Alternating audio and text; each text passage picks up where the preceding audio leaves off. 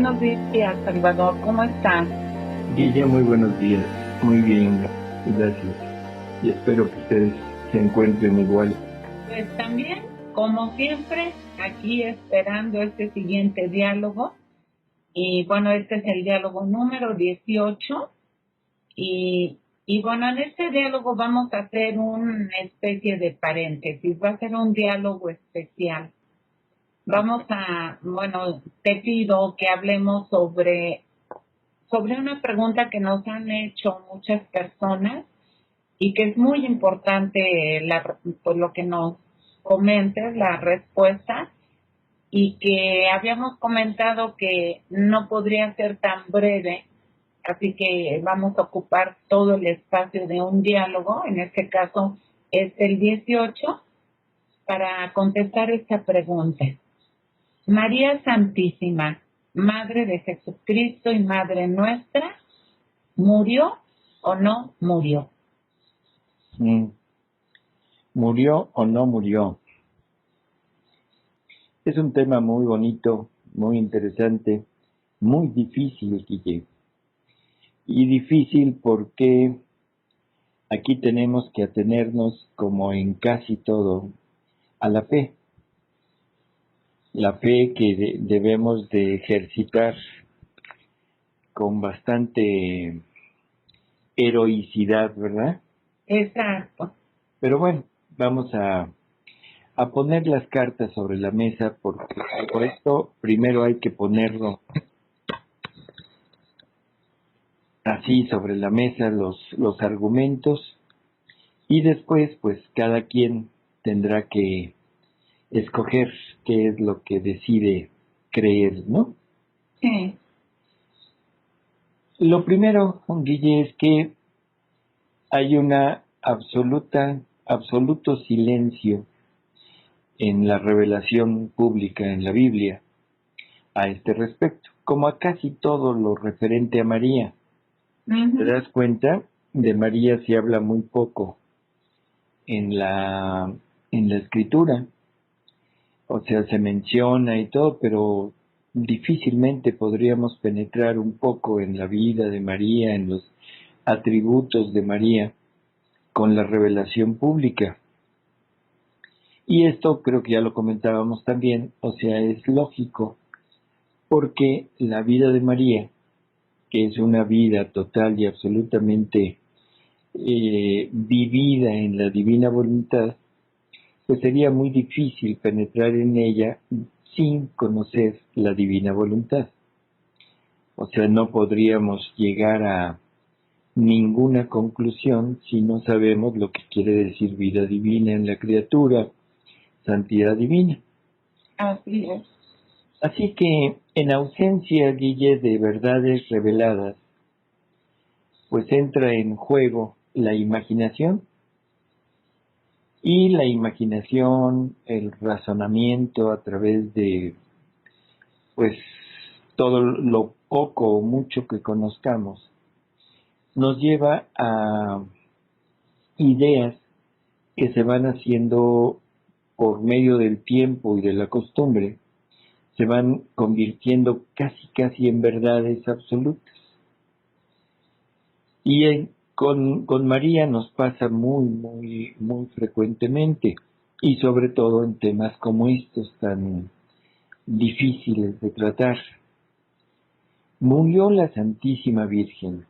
Bueno, vamos a empezar por la Iglesia, Guille, por lo que la Iglesia ha dicho, o sea, lo que la Iglesia tiene como propiedad suya respecto a este tema. Sabemos, por ejemplo, de María, que es asunta a los cielos. Esto ya es un dogma de la Iglesia Católica, ¿sí? Sí. Para hablar de la Asunción, definitivamente debemos hablar de María, pero María que deja de existir en este terreno, en este plano terrestre. Y ese dejar de existir, pues para nosotros es igual a morir. Entonces, sabemos que la muerte es como necesaria para todos los seres humanos. Sin embargo, la muerte no es una condición absoluta o esencial para el dogma de la Asunción.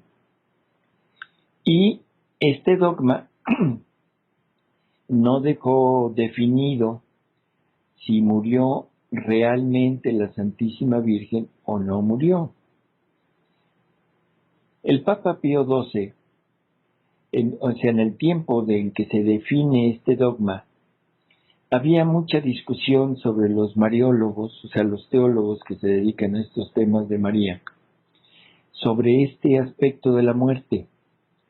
Y entonces el Papa Pío XII prefiere dejar definido lo que era importante.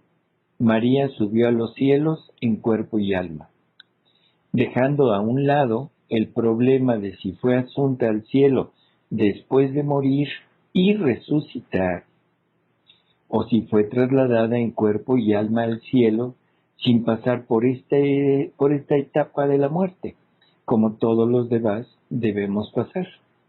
Uh-huh. Si María fue asunta al cielo y murió, entonces debemos considerar forzosamente que María fue resucitada, que María resucitó y debió haber resucitado prácticamente en el mismo, no puedo decir instante, sino casi inmediatamente después de haber muerto. Pero en fin, dejémoslo así, ¿no? Por ahorita. Sí. Entonces, Juan Pablo II, en una de sus pláticas sobre este tema, nos recuerda que Pío XII y el Concilio Vaticano II no se pronunciaron sobre esta cuestión de la muerte de María, pero deja muy claro que Pío XII no pretendió negar el hecho de la muerte. O sea, eso es importante. No lo define, no se declara sobre esto, pero no lo niega. ¿De acuerdo? Sí. Y solamente no juzgó oportuno el decirlo, el afirmarlo en su categoría de dirigente de la Iglesia Católica, de cabeza de la Iglesia Católica, como una verdad que todos deberíamos de haber aceptado. O sea, así que la muerte de María no fue definida en ese sentido. Sin embargo, Juan Pablo II hace esa aclaración, no quiso negarla. Algunos teólogos han sostenido la inmortalidad de María, pero Juan Pablo II ante esta cuestión dice lo siguiente: existe una tradición común que ve en la muerte de María su introducción a la gloria celestial. Entonces se refiere probablemente a algunas afirmaciones que había hecho un teólogo que se llama Antonio Royo Marín, no sé si tú lo hayas oído hablar de él, en que él dice que la asunción gloriosa de María sucede después de su muerte y resurrección, ¿sí? Y esas afirmaciones de él casi tienen el apoyo unánime de la mayoría de los mariólogos. Esto se puede consultar en un libro de Royo Marín que se llama La Virgen María, ¿sí? Editado en 1968. Los argumentos en favor de la muerte de María los podemos dividir en varias categorías. Primero, según la tradición cristiana, que es en la primera parte, o lo que se aparece en primero, que es tradición. Lo segundo, de acuerdo a la liturgia. y lo tercero en cuanto a los aspectos o según la teología. En la primera parte, Guille, la segunda tradición cristiana, Rollo Marín afirma que el testimonio de la tradición dice que sobre todo a partir del siglo segundo es abrumadora la opinión a favor de la muerte de María. Y es su afirmación, aunque él no da citas a este respecto, pero lo deja sentado en el mismo libro que te mencioné hace un rato. También nos dice que en la bula, una bula de Pío XII sobre el dogma de la Asunción, que aunque no propone como dogma la muerte de María, sin embargo, presenta un dato de la tradición católica, de la tradición de la Iglesia, en favor de la muerte de María, y que dice así: los fieles, siguiendo las enseñanzas y guía de sus pastores, no encontraron dificultad en admitir que María hubiese muerto como murió su unigénito. Pero eso no les impidió creer y profesar abiertamente que su sagrado cuerpo no estuvo sujeto a la corrupción del sepulcro y que no fue reducido a putrefacción y cenizas el augusto tabernáculo del Verbo Divino. Y esto fue puesto en una bula del Papa Pío XII. Uh-huh. Si te fijaste, aquí ya empieza a haber una definición aparentemente ya muy dogmática de que María sí muere, pero que no es sujeta a la corrupción de la muerte. Uh-huh. ¿Sí? Bueno. Sí. Luego, hay un libro que se llama La Asunción de María Santísima, de un padre, el padre Joaquín Cardoso, en que dice que hasta el siglo IV, según la tradición, no hay ningún documento que hable de la creencia de la Iglesia sobre el dogma de la Asunción de María. Sin embargo, cuando se comienza a escribir sobre ella, todos los autores siempre se refieren a una antigua tradición de los fieles sobre el asunto. Se habla ya en el siglo II de la muerte de María, pero no se designaba con ese nombre de muerte, sino con el de tránsito o sueño o dormición. Exacto. Lo cual indica que la muerte de María no había sido como la de todos los demás hombres, sino que había tenido algo de particular. O sea, como que se empieza a hacer cada vez más notoria la diferencia, ¿no?, de la muerte de María con la muerte de todos los demás. La muerte de María, pero no la corrupción del cuerpo. O sea, siempre se trata de separar. Y por eso los nombres. Por eso ahora creo que desde el siglo II, o sea, se empieza a dar el nombre de dormición, que es uno de los tantos que tenemos en la actualidad. Uh-huh. ¿Sí? Sí. Bueno. Entonces dice, sigue relatando en este libro, dice, porque aunque de todos los difuntos se decía que habían pasado a una mejor vida, no obstante, para indicar ese paso, se empleaba siempre la palabra murió, o por lo menos se durmió en el Señor, pero nunca se le llamaba como a la de la Virgen así, especialmente, y como por antonomasia, el tránsito o el sueño o la dormición. O sea, lo reafirma, ¿no? Ahora, muchos papas, Guille, nos han enseñado o han hablado sobre la muerte de María. Y uno de los últimos, que creo que es quizá lo más trascendente, es el Papa Juan Pablo II, En una catequesis que él llevó a cabo el 25 de junio de 1997, habla expresamente sobre la dormición de la Madre de Dios y nos da más datos sobre la muerte de María de acuerdo a la tradición. Seguimos en ese aspecto, ¿eh? Sí.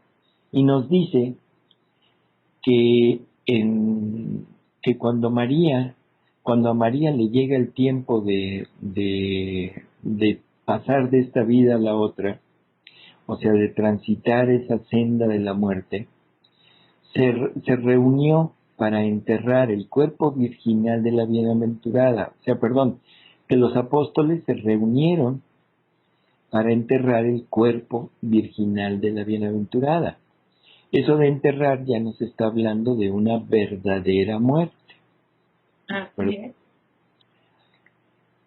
Luego, el mismo Juan Pablo II nos habla de un fraile San Modesto de Jerusalén que después de haber hablado sobre la muerte de María, concluye que prácticamente una intervención prodigiosa de Jesús, de Cristo, que la resucita de la tumba para tomarla consigo en la gloria, y que esto es casi inmediato. O sea que realmente muerta habrá, según ellos, habrá durado muy poco. También menciona a San Juan Damasceno, que a él sí lo conocemos un poco más. Sí. Y nos dice que San Juan Damasceno se preguntaba, ¿cómo es posible que aquella que en el parto superó todos los límites de la naturaleza, se pliegue ahora a sus leyes y su cuerpo inmaculado se someta a la muerte? Y entonces él mismo responde, ciertamente era necesario que se despojara de la parte mortal para revestirse de inmortalidad, puesto que el Señor de la naturaleza tampoco evitó la experiencia de la muerte. En efecto, Él muere según la carne y con su muerte destruye la muerte, transforma la corrupción en incorruptibilidad y la muerte en fuente de resurrección.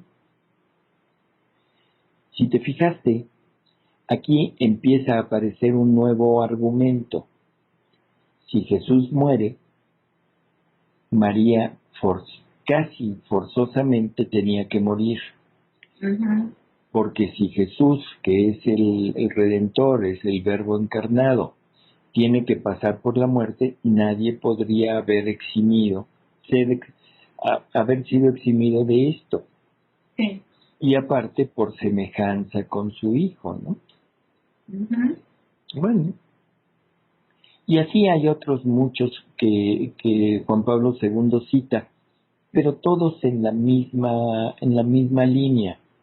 Todos dan diferentes razones, pero todos están de acuerdo en que María tiene que pasar por la muerte. Ahora, de acuerdo a Rollo Marín, el segundo punto para citar la muerte, la necesidad de la muerte de María, que como decía es según la liturgia, Sí. dice que el argumento litúrgico tiene un gran valor en teología. Perdón, puesto que en la aprobación oficial de los libros litúrgicos está empeñada la autoridad de la Iglesia, la cual, iluminada por el Espíritu Santo, no puede proponer a la oración de los fieles fórmulas falsas o erróneas. Entonces esto se entiende, ¿no? La liturgia, que es parte de la Iglesia, o sea, ha salido de la Iglesia, y la Iglesia es iluminada por el Espíritu Santo, él dice, si es esto así, no puede proponer algo que no sea cierto. Y nos recuerda que desde la antigüedad, ya sabíamos, desde el siglo segundo, la liturgia oficial de la Iglesia recoge la doctrina de la muerte de María. ¿De acuerdo? Entonces ahora afirma, de acuerdo a la liturgia, el que María tuvo que haber muerto. Luego se refieren a un sacerdote que es también importante mencionarlo y que es, déjame recordar el nombre porque ahorita no lo tengo en la mente así fresco. Bueno, ¿qué tengo fresco en la mente? Casi nada.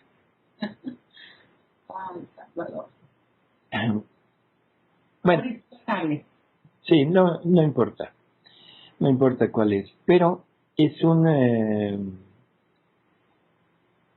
¿cómo decirlo? Es un testimonio que es importante. El testimonio sí lo tengo anotado. Y dice que la Iglesia, tanto la griega como la latina, creyeron siempre no solamente como posible, sino como regla en la muerte de María. Y en las más antiguas liturgias de ambas iglesias se encuentra siempre la celebración y el recuerdo de la muerte de María con el nombre de la dormición, sueño o tránsito de Nuestra Señora. Entonces, tanto la iglesia griega como la nuestra, o sea, creen casi desde su inicio en la muerte real de María y que la denominan con estos nombres, ¿no? E igual creen en la resurrección inmediata y en su asunción a los cielos. Así que ya llevamos dos modos, tanto el de la tradición como el de la liturgia. En el tercer modo, Guille, que es el modo de la teología, entonces vamos a empezar nuevamente con Juan Pablo II. Juan Pablo II se preguntaba, ¿era posible que María de Nazaret haya experimentado en su carne el drama de la muerte? Dado que y él se responde, eh, responde afirmativamente, ¿no? Dice que sí, y la razón es que dado que Cristo muere, sería difícil sostener lo contrario, por lo que se refiere a su madre. Cristo, el Hijo de Dios e Hijo de María, murió. Y entonces Juan Pablo II se pregunta, ¿puede ser la madre superior al Hijo de Dios en cuanto a la muerte física? Yo aquí diferiría un poco, pues ya sé que es terrible lo que voy a decir, porque estoy como desmintiendo lo que Juan Pablo II está aseverando, ¿no? Pero yo digo que no se trata de superior o inferior, sino yo lo pondría en cuanto a justo o no justo. O sea, ¿sería justo que María muriera? ¿O no sería justo que María muriera? ¿Sería justo que Dios diera una pena a alguien que no es merecedora de tal pena? En vez de decir o de preguntar si la madre puede ser superior o no al hijo, ¿no? Simplemente si el hijo se convierte en pecado, asumiendo los pecados de toda la humanidad, si María no se convierte en pecado, sería superior a su hijo.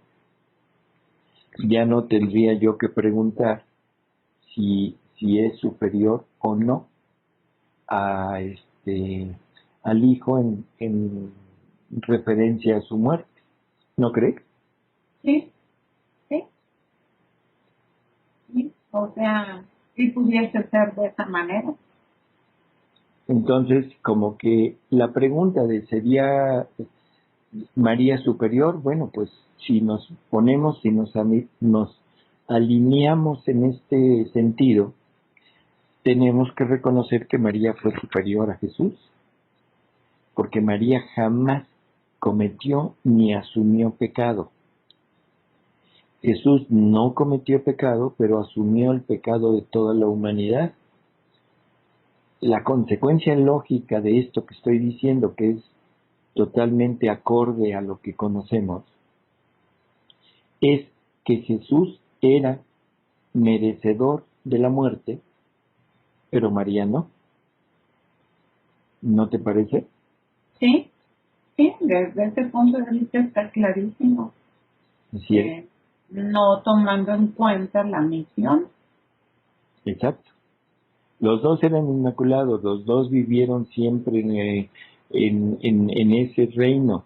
Jesús no solo vivió, no solo era inmaculado, sino era el mismo Verbo encarnado. Sin embargo, por la misión, como dices, tiene que aceptar convertirse en pecado, ¿no? Uh-huh. Luego, de acuerdo a este mismo argumento, Rollo Marín, él menciona lo siguiente, dice, y hace esta aseveración un poquito aventurada, ¿no? Dice, sin duda alguna, María hubiera renunciado de hecho a ese privilegio para parecerse en todo, hasta en la muerte y resurrección, a su divino Hijo Jesús.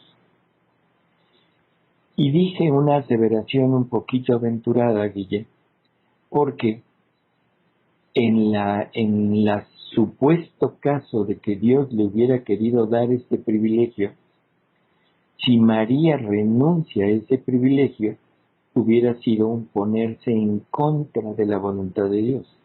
Así es, hay cosas que son irrenunciables. Así es, y lo que Dios te da, sí, es irrenunciable. Claro, puedes renunciar, pero si quieres permanecer en la línea de la divina voluntad, tienes que aceptarlo. Así es. Igual que María tuvo que gritar en el pretorio ahí, por favor, crucifíquenlo. Sí, hijo, te quiero muerto. Así es, y muerto con muerte de cruz. En ese sentido, es muy difícil para la mentalidad humana, sin tener el conocimiento de la divina voluntad, el aceptar esto que estamos diciendo ahorita. Por lo tanto, para ellos no era posible pensarlo.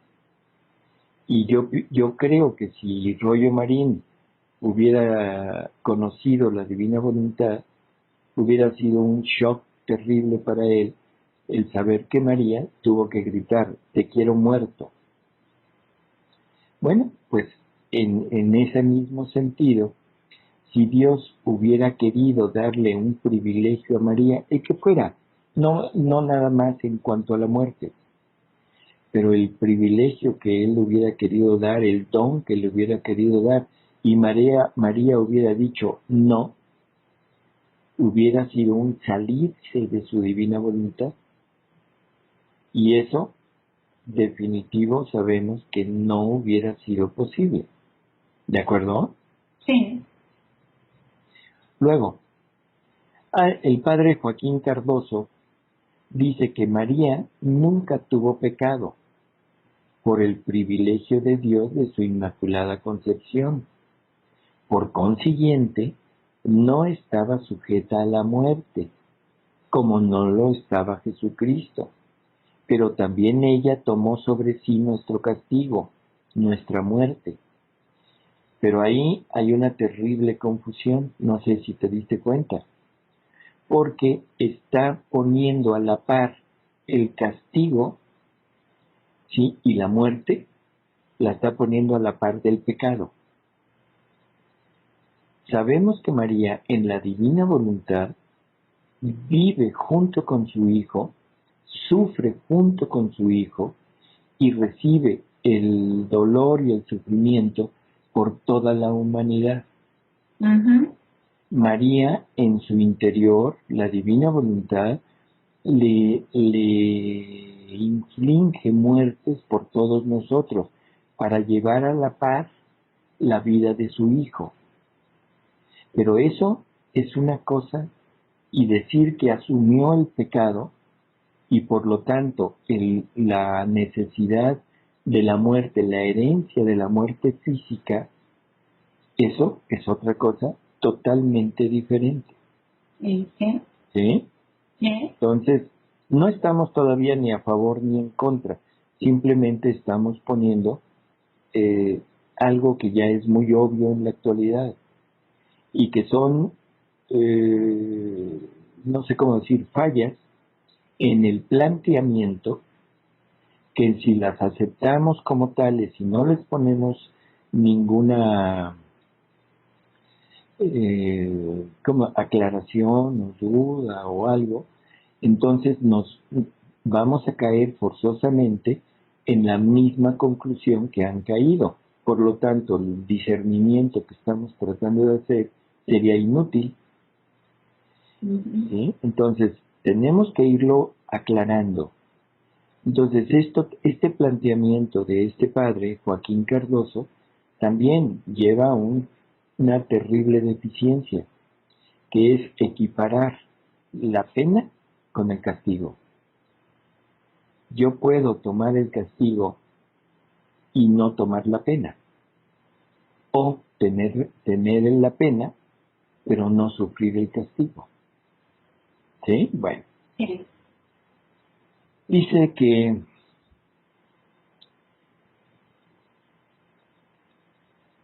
por la utilidad de la muerte, Guille, o sea, aquí le tratan de dar un valor a la muerte que, claro, en Jesús lo tiene, es un valor redentor, un valor de rehacer nuestras vidas, de perdonar la culpa y todo.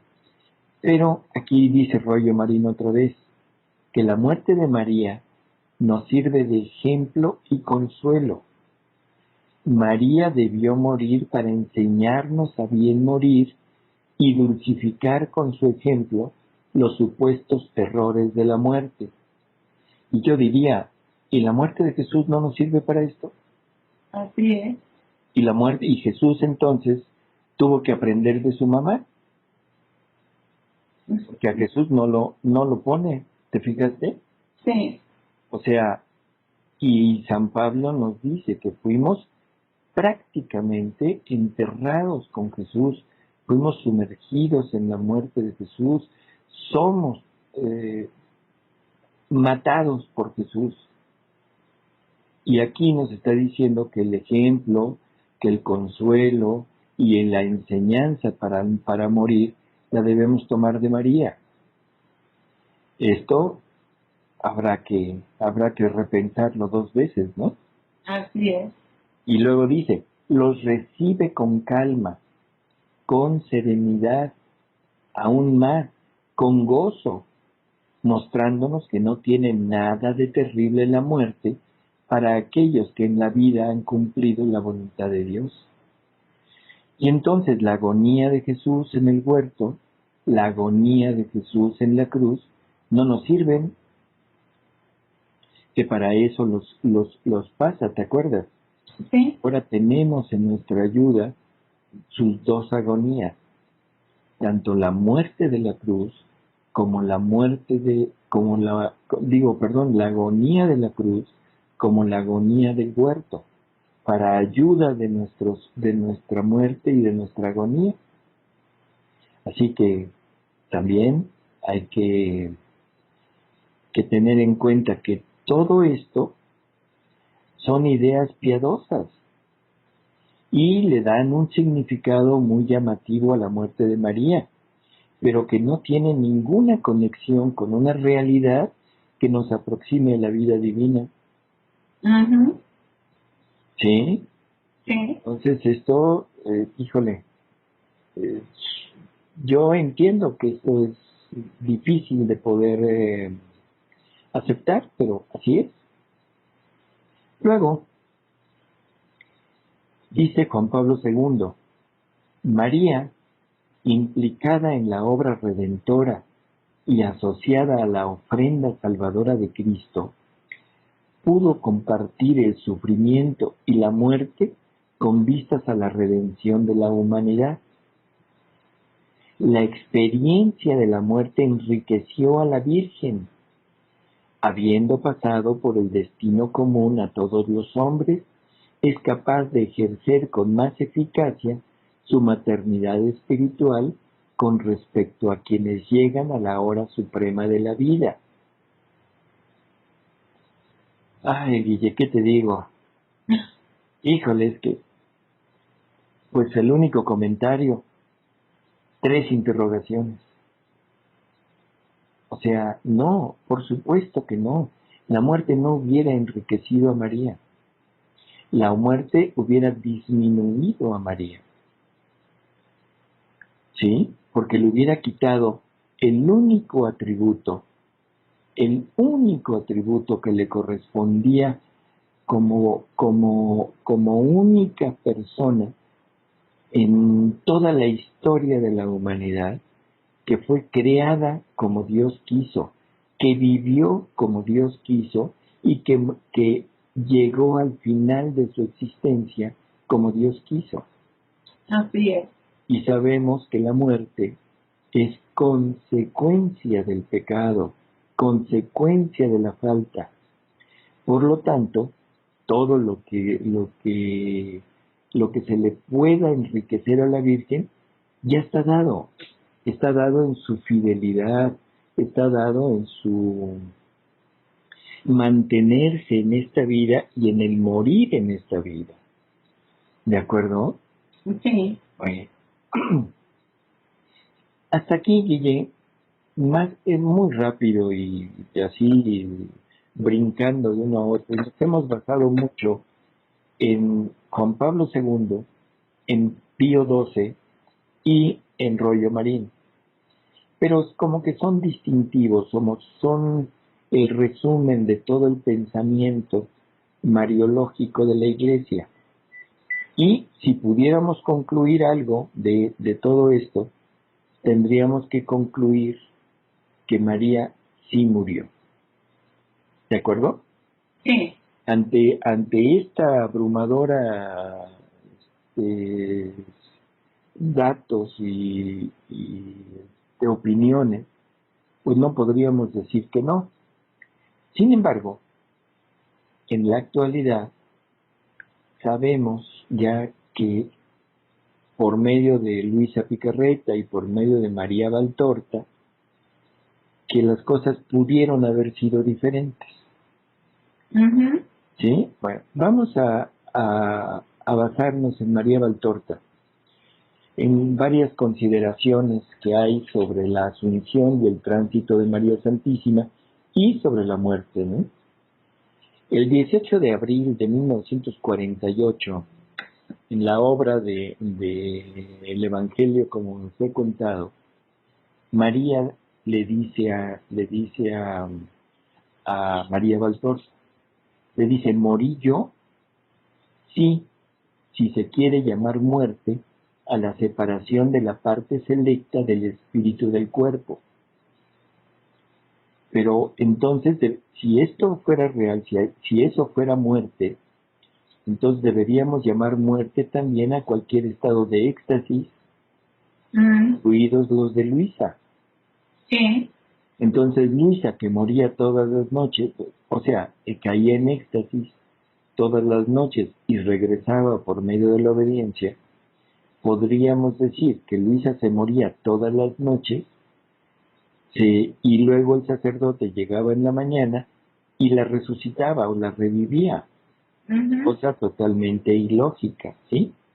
Por eso es que la Virgen dice, bueno, si quieren llamar muerte a la separación de la parte selecta del espíritu del cuerpo, entonces sí morí.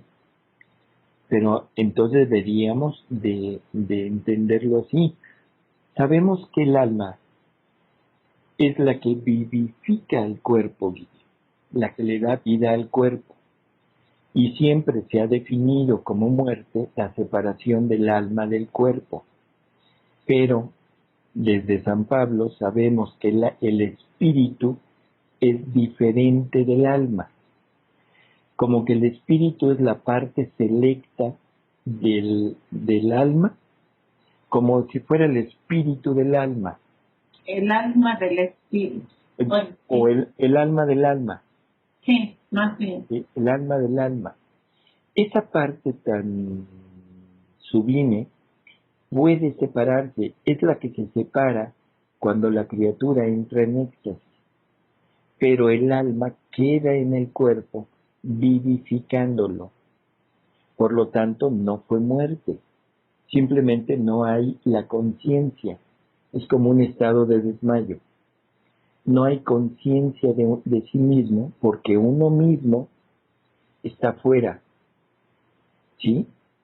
Sabemos que el cuerpo no piensa, el cuerpo no habla, no camina, no nada.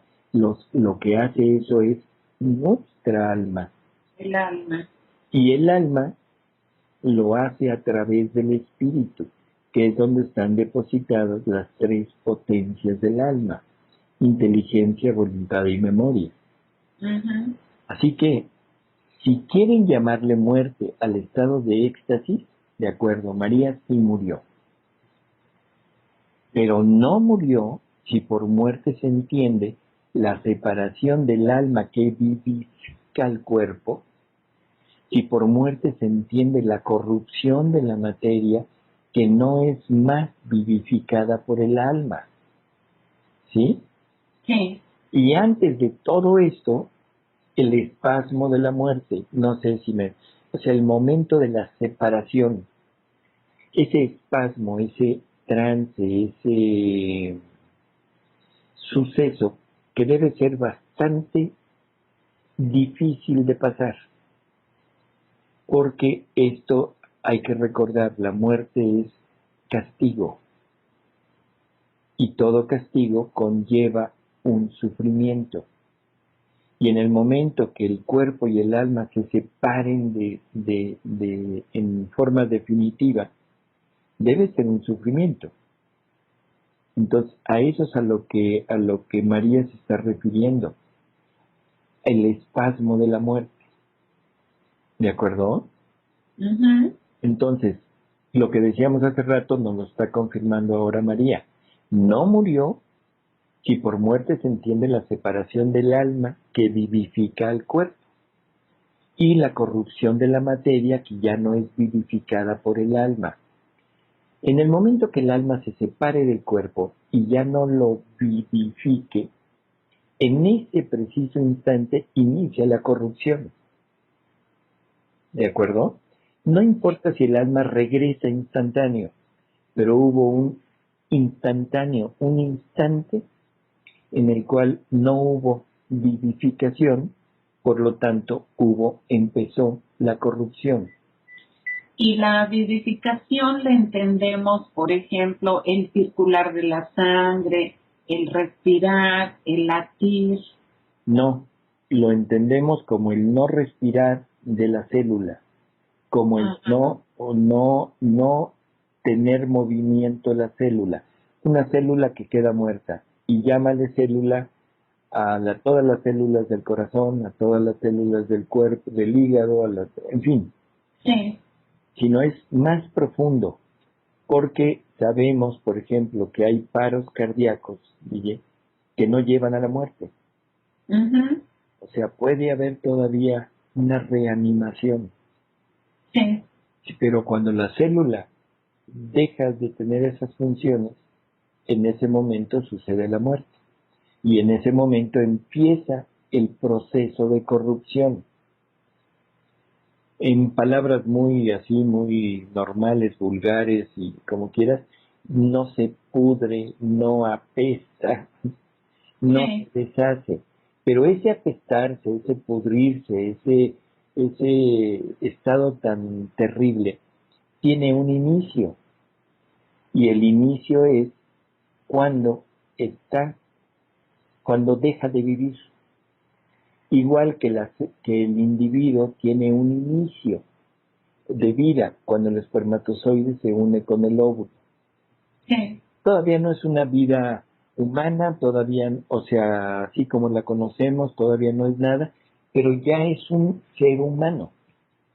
Aquí es lo mismo, es una corrupción en ciernes, es una corrupción que inicia, y eso es lo que María no pasó, ¿de acuerdo? Sí. Luego pregunta María, dice, ¿cómo morí?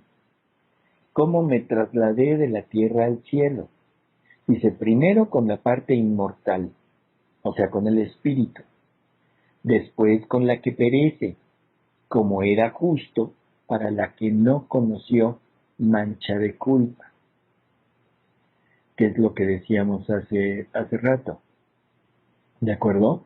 No era justo que María sufriera algo que no, de lo cual no era heredera. Bueno, no sé si vaya quedando más o menos claro esto, ¿no? Sí, sí va quedando muy claro. Luego, en otra de las consideraciones que se ponen aquí en este capítulo que dijimos de María Valtorta, dice, como para mí, está hablando de María, fue un éxtasis el nacimiento del Hijo y del rapto en Dios que me sucedió en aquella hora, volví presente a mí misma y a la tierra con mi niño entre los brazos.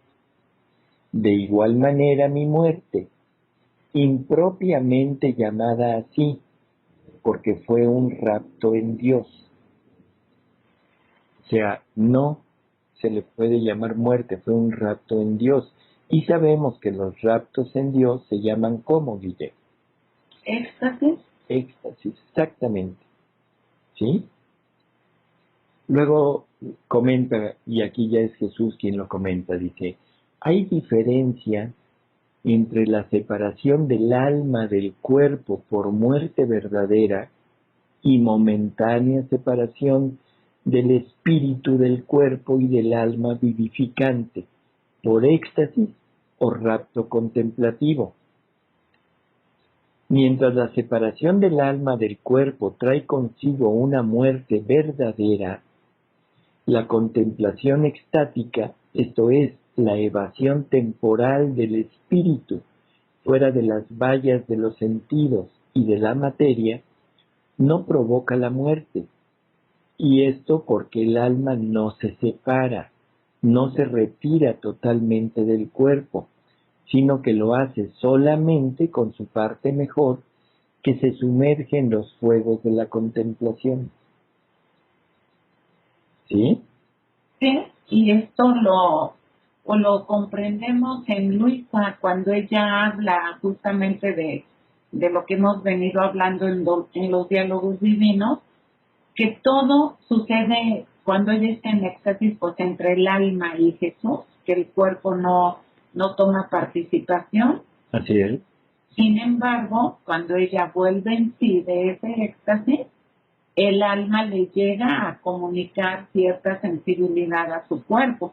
Por ejemplo, cuando es crucificada. Exacto. O cuando ella está con Jesús girando o haciendo algo y ella alcanza a ver, a su alma de Luis, alcanza a ver que el sacerdote va a llegar en obediencia a llamarla a volver en sí, y ella se da cuenta hasta dónde está. Así es. Y en el momento en que el sacerdote le pide que vuelva en sí, ella está ahí. Ella está ahí, exactamente. O sea, integra tu alma en tu cuerpo. Así es. Bueno, luego dice Jesús, dice, todos los hombres, mientras viven, tienen un alma, muerta o viva, ya sea por el pecado o por la justicia. Pero solamente los grandes amantes de Dios alcanzan la contemplación verdadera. Esto sirve para demostrar que el alma, conservando la existencia mientras está unida al cuerpo, y esta particularidad existe en todos los hombres por igual, tiene en sí misma una parte más escogida, el alma del alma o espíritu, que en los justos son muy fuertes, mientras que en los que no aman a Dios y su ley, aunque solo sea con su tibieza y pecados veniales, se debilitan, privando a la criatura de su capacidad de contemplar y conocer a Dios y sus eternas verdades. ¿De acuerdo? Entonces aquí lo está dejando también otra vez muy en claro, que no hay muerte mientras el alma no se separe, y que cuando el alma del alma o el espíritu se separa, esto es un éxtasis, no es muerte. Ujú. ¿Sí? Sí. Luego dice, el Creador, o sea Dios, como testimonio de su primer pensamiento creador respecto del hombre, lo había destinado para que viviera, pasando sin morir del paraíso terrenal al celestial, al reino eterno. Dios quiso a María Inmaculada en el cielo, en alma y cuerpo, tan pronto como hubiera terminado su vida aquí en la tierra. ¿Sí? María es el testimonio, es un testimonio de lo que Dios había pensado y querido para el hombre. Una vida inocente, desconocedora de la culpa y un tranquilo tránsito de esta a la vida eterna.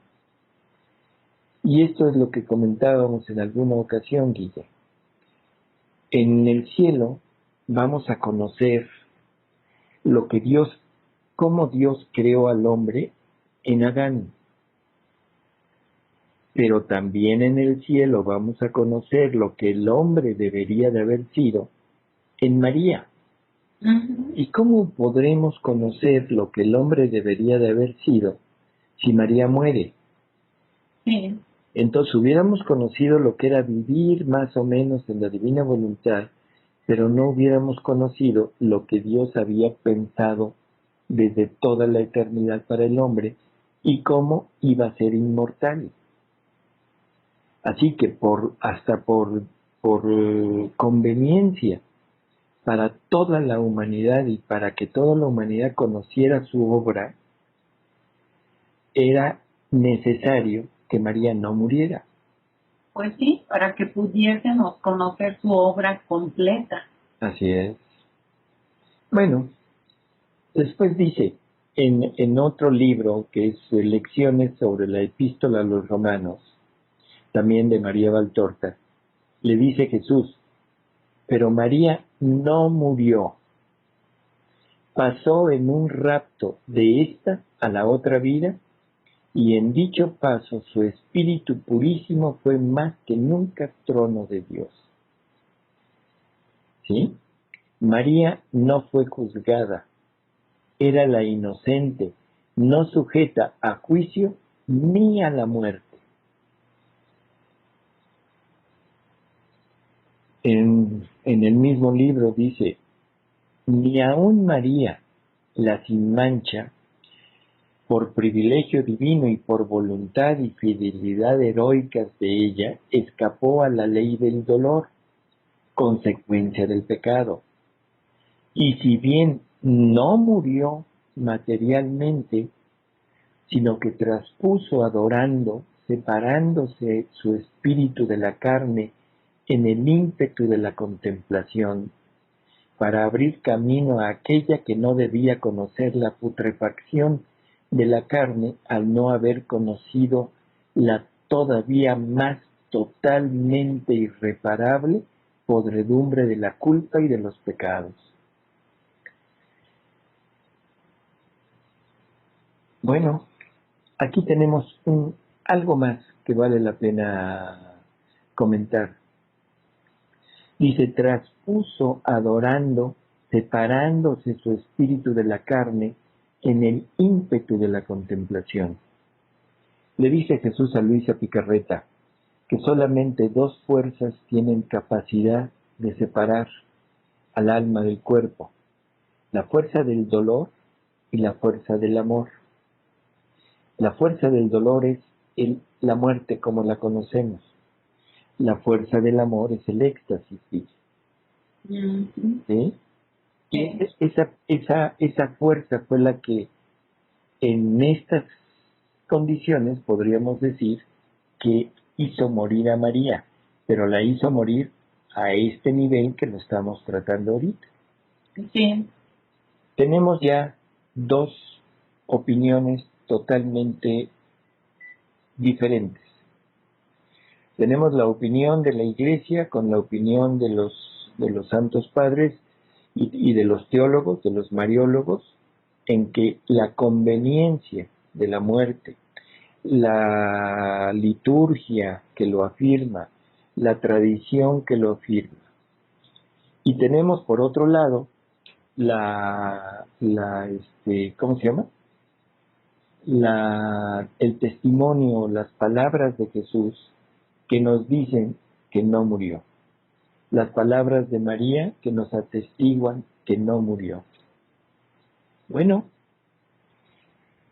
dar una conclusión, Guille. Creo que la conclusión debe ser personal. Personal de a quién me adhiero.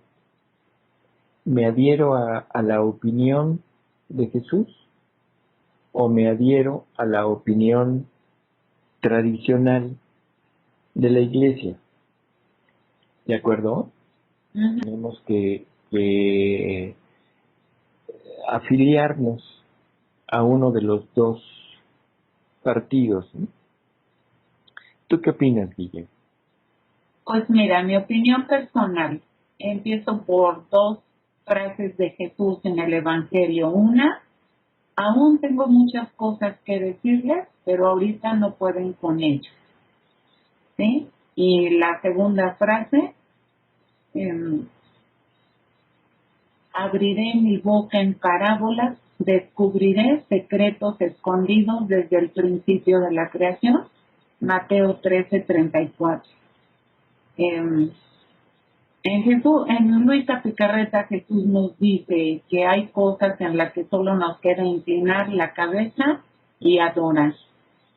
Para mí el consuelo más grande de mi vida es la muerte de Jesús, porque sabemos todo lo que significa y lo que implica. Pero también es un consuelo muy, muy grande y muy importante en mi vida ahora, después de escuchar todo esto, pues el éxtasis de María, porque me permite conocer toda la obra completa de Dios, todo el proyecto que Dios tenía para toda la familia humana, para mí, y eso me tiene que hacer reconocer a Dios y amarlo y agradecerle cada vez más en mi vida y con amor divino, por supuesto. Así es. Pues entonces, te digo, quedamos prácticamente en esto. Simplemente se expusieron las dos corrientes, se expusieron los argumentos principales de las dos corrientes, aclarando que no importa a cuál me adhiera, en realidad no va a alterar el curso de mi vida espiritual, no va a mermar mi vida en el sentido de acercamiento a Dios ni nada, ¿sí? No hay un dogma, no hay nada por el estilo, así que pues realmente soy libre de creer en una o en otra.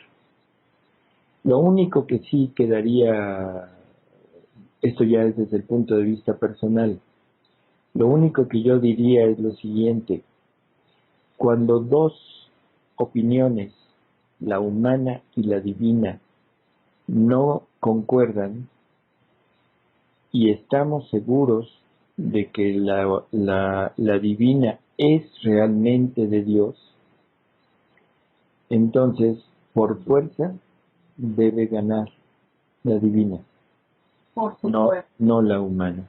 Por En fin, supuesto. pero repito, esto es personal. Yo, por mi parte, yo me adhiero a la parte divina y yo sostengo para mí, que María no murió. Fue un tránsito que hubiera sido una injusticia terrible de Dios el dar a María la muerte como herencia del pecado, y que eso hubiera sido una terrible merma para todos, el no haber podido nunca conocer lo que era la obra maestra de Dios, porque hubiéramos visto una obra maestra que termina en una rotura. Imagínate la Mona Lisa mutilada la parte de abajo por alguien que la rompe, o un pedacito de la Mona Lisa rota, un hoyo. Nunca hubiéramos conocido a la Mona Lisa, que le hubieran roto la sonrisa, pues podría decir la Mona rota, la Mona Lisa. Así es. En fin, Guille, pues espero que haya estado más o menos claro y que ¿cómo se llama? Que los argumentos hayan sido convenientes. Así que Sí, yo creo que sí, estuvo todo muy claro y como tú dices, pues aquí se pone en la mesa. así es. Hasta luego, Guille. Gracias, Salvador.